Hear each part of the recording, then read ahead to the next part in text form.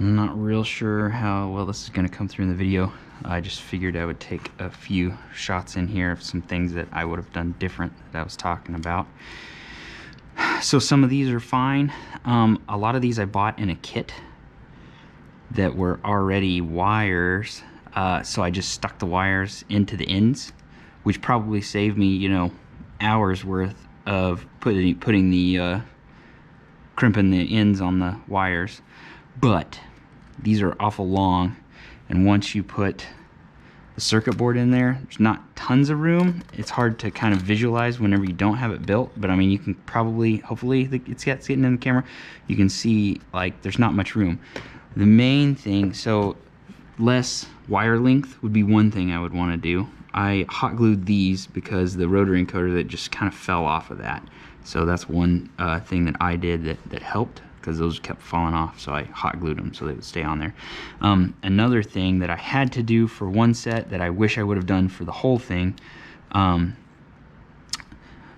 these I just got in another kit.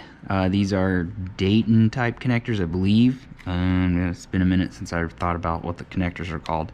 I think Molex is what he suggested, but they weren't available whenever I looked. So Dayton is what I used, and they were all just straight connectors. Well, you can see once you connect these, then the wires all stick down in there. And these two, specifically, the rotary encoders for the side rotary encoders, were sticking down, and they hit this little plastic piece. Hopefully this is all coming through on the video.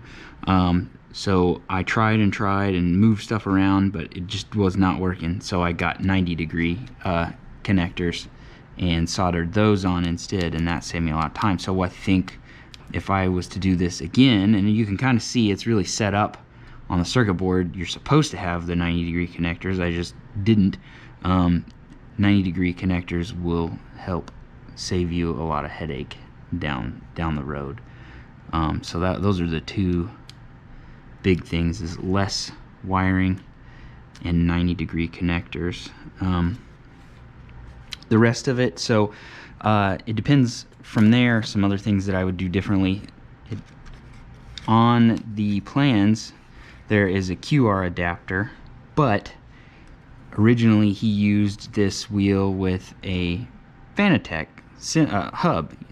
Well, I'm sure for the Fanatec hub he had to have it, so I had tried to cheap out and use an aluminum QR adapter, and it was too soft, and the threads just stripped out, and I had all kinds of problems. Anyways, I realized I could just, if you're using SemiCube and you're using the SemiCube QR, it will bolt right in to the wheel. You don't need anything. All you need are some longer bolts, and I'm sorry I don't remember exactly what they are. If somebody in the world out there is watching this, and probably no one will, and you're gonna do it with a SimCube and you wonder what you need, PM me, because I can look it up. I think they are, I want to say M6. I can't even see it, it's too dark out here. I want to say they're M6, and I want to say they are like 50 mil, something like that. I had to order them twice because they have to be long enough to go through the front all the way to the back, and then through a bolt into the QR.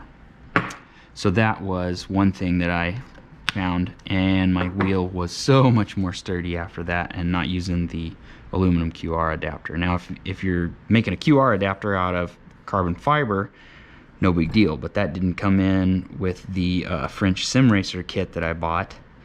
You just have to make that, and I didn't have anybody local that could make carbon fiber for me. I had a buddy that could do CNC aluminum, and he did a good job. It wasn't anything he did, it's just the aluminum is way too soft for the tightness that I really want those threads on, because if those come out, your wheel is basically wiggling on nothing. So those are some things that I probably would change and do differently if I was redoing the whole project. But otherwise, everything I still really like. So, yeah.